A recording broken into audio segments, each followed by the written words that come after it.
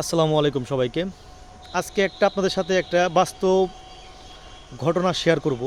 আশা করি যারা শুনবেন তারা অনেক উপকৃত হবেন। বিশেষ করে যারা বিদেশগামী, অর্থাৎ যারা বিদেশ যাবেন এবং যাওয়ার ক্ষেত্রে কি কি বিষয় আপনারা অবলম্বন করলে আপনারা আপনাদের কষ্টের টাকা, জমি বেচা টাকা এবং বাবার পেনশনের টাকা, যে টাকা দিয়ে আপনারা বিদেশ যাবেন, সে টাকাটা অন্তত দালালেরা, মিথ্যুক, ভণ্ড প্রতারক দালালেরা আপনাদের টাকা মেরে দিতে পারবে না।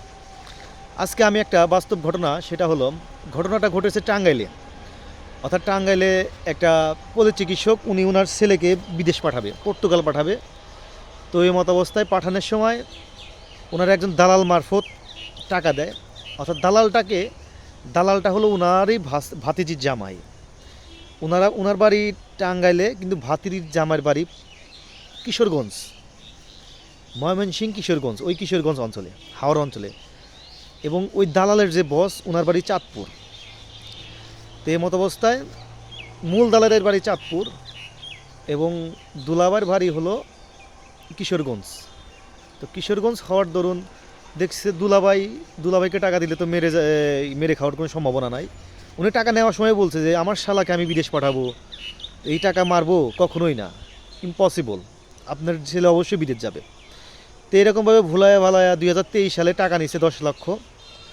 এই দেখেন, টাকা দেওয়ার সময় আর একটা বিষয়, টাকা দেওয়ার সময় কিন্তু ওনারা কোনো ডকুমেন্টস করে রাখে নাই। এবং টাকাটা যে মারফত পাঠাইছে, 10 লক্ষ টাকা দিয়েছে বিভিন্নভাবে, আমি এই কাগজপত্রগুলো দেখেছি। কিন্তু রিসিভ আছে, অর্থাৎ ওনাদের অ্যাম্বাসির, ওনারা যে একটা বিদেশে নেওয়ার একটা কোম্পানি, ওই কোম্পানির রিসিভ আছে মাত্র 5,50,000 টাকা, কিন্তু বাকি 4,50,000 টাকার কোনো রিসিভ নাই।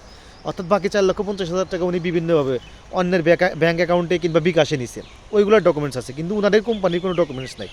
ওনাদের কোম্পানির রিসিট জাস্ট 5,50,000 টাকার আছে। তো এখানে কিন্তু 4,50,000 টাকা কিন্তু এখানেই ধরা। দ্বিতীয়ত, তারা দেখছে যে টাকাটা যদি মার যায়, তার জন্য তারা কিন্তু মানে যে টাকাটা যে দিছে দাতা, সে একটা স্ট্যাম্প করছে, মানে ওনাদের দ্বারা স্ট্যাম্পটা করাইছে। স্ট্যাম্প করছে ঠিক আছে, কিন্তু 150 টাকার স্ট্যাম্পে, অর্থাৎ একটা 50 টাকার এবং একটা 100 টাকার স্ট্যাম্পে লিখিত হয়েছে যে ওনার ছেলেকে পর্তুগাল নিয়ে যাবে, সেই জন্য 10 লক্ষ টাকা দিলাম। কিন্তু স্ট্যাম্পটা করানোর পরে ওনাদের কিন্তু স্ট্যাম্পের মূল স্ট্যাম্পটা দেওয়া হয় নাই।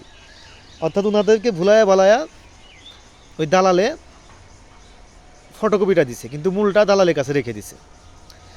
তো এখন তার ছেলেকে ভিসাও দেয় না, নেয়ও না। 2023 সাল থেকে ঘটনা। 2024 সালের শেষের দিকে এসে ওনারা দুবাই পর্যন্ত নিয়ে গেছে, দুবাই থেকে আবার বাসায় ফেরত পাঠিয়ে দিছে। অর্থাৎ 10 লক্ষ টাকা নিয়েছিল পর্তুগাল যাওয়ার কথা বলে, কিন্তু তারা কিন্তু পর্তুগাল না নিয়ে দুবাই থেকে ফেরত পাঠিয়ে দিছে। তো তারা এই মুহূর্তে বাবার পেনশনের টাকা, জমানো টাকা দিয়ে বিদেশ যাবে। এখানে মোটামুটি পেনশনই পাবে বাবা 15 লাখ, সেখানে 10 লক্ষ টাকা ওনাকে দিয়ে দিছে। তাহলে একটা জীবনের একটা বড় একটা অংশ ছেলের জন্য খরচ করে আজকে সে, মানে সে স্তব্ধ হয়ে গেছে, তার বলার মতো কোনো ভাষা নাই, উনি যে অবস্থায় আছে। তো এই মতো অবস্থায় উনি যদি কিছু ডকুমেন্টস রাখতো, যে ডকুমেন্টসগুলো আমাদের জন্য জরুরি, সবার জন্যই। আমি এর আগে আমার বিভিন্ন ভিডিওতে বলেছি যে টাকা ধার দেওয়ার সময়, সে হোক আপনার খুবই প্রিয়জন, কারণ টাকা নেওয়ার আগে সবাই প্রিয়জনই থাকে, কারণ প্রয়োজনে প্রিয়জন হয়, প্রয়োজন ফুরালে আর প্রিয়জন থাকে না। তো দুলাভাইকে টাকা দিছে দালাল হিসেবে।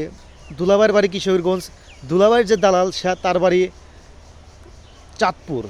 তো দুলাভাই তো ধরা দিচ্ছে না, দুলাভাই বলতেছে আমি তো দালালকে ধরতে পারতেছি না। তো দুলাভাইকেও ধরতে পারতেছে না, দালালকেও ধরতে পারতেছে না। মাঝখান থেকে নিঃস্ব হলো এই মূল মূল ভিকটিম। অর্থাৎ ইনারা কিন্তু মামলাও করতে পারতেছে না, কারণ এখানে আমাকে বলছিল মামলা করার জন্যে, কিন্তু ওনারা টাকা পাবে 10 লক্ষ, কিন্তু মামলা করতে হবে 5.5 লক্ষ টাকার, কারণ 5,50,000 টাকার ডকুমেন্টস আছে। এবং এখানে আরেকটা বিষয় আছে, ডকুমেন্টস যতই থাক, বর্তমান পরিস্থিতিতে আমি যেগুলার বাস্তবতার সম্মুখীন হচ্ছি, যে এখানে আমরা এরকম অনেক মানব পাচার মামলা কিংবা বিদেশে টাকা নেওয়ার কথা বলে, বিদেশে যাওয়ার কথা বলে টাকা নিছে, সে মামলা করেছি। কিন্তু এই মামলা করার সময় প্রথমে কিন্তু একটা তদন্ত দেয়, অর্থাৎ পিবিআই তদন্ত কিংবা যে কোনো সিআইডি তদন্ত, যে কোনো জায়গায় তদন্ত দেয়। তদন্ত দিলেই এই তদন্ততেই অনেক দিন কেটে যায়, মানুষের জুতা কয়েক জোড়া ক্ষয় হয়ে যায়, তবুও তদন্ত আসে না, যার দরুন সে ন্যায় বিচার থেকে বঞ্চিত হয়। পরে আর ইন্টারেস্ট থাকে না মামলাটা করার। অর্থাৎ এই মামলা তদন্ত আস্তে আস্তে দেখা যায় 6 মাস, 1 বছর, 2 বছরও চলে যায়। তো যে মামলার মূল ভিকটিম, উনি তো হতাশ। তো আপনারা অবশ্যই বিদেশে যাওয়ার আগে আগে একজন যে এ বিষয়ে দক্ষ তার সাথে ডকুমেন্টসগুলো চেক করে তারপরে টাকা দিবেন। এবং যদি কোনো আপনার দক্ষ লোক না থাকে, কিছুই দরকার নাই, একটা চেক নিয়ে রাখেন, একটা ফাঁকা চেক নিয়ে রাখেন, অথবা যে অ্যামাউন্টের টাকা দিলেন সেই অ্যামাউন্টের একটা চেক নিয়ে রাখেন, যেন ভবিষ্যতে সে আপনার ছেলেকে নিতে না পারলেও আপনি যে টাকাগুলো দিলেন সে ভালোভাবে না দিলেও অন্তত আইনি প্রক্রিয়ায় যেন টাকাগুলো তুলতে পারেন, এই বিষয়টা মাথায় রাখবেন। এবং অবশ্যই একটা 300 টাকার স্ট্যাম্প করে রাখবেন, যে আপনাকে বিদেশ যাওয়ার কথা বলে টাকাগুলো নিয়েছে সেই মর্মে একটা স্ট্যাম্প করে রাখবেন। তারপরে আপনার টাকাটা হ্যান্ড ওভার করবেন। কারণ আমরা বাঙালিরা কিন্তু অল্প কথাই ভুলে যাই, অর্থাৎ আমাদের কিন্তু এটা বারবার ভুলে যায় যে দুষ্ট লোকের মিষ্টি কথা, অর্থাৎ দুষ্ট লোকের আমরা মিষ্টি কথায় ভিজে যাই এবং আমাদের যা থাকে সব কিছু দিয়ে আমরা নিঃস্ব হয়ে যাই।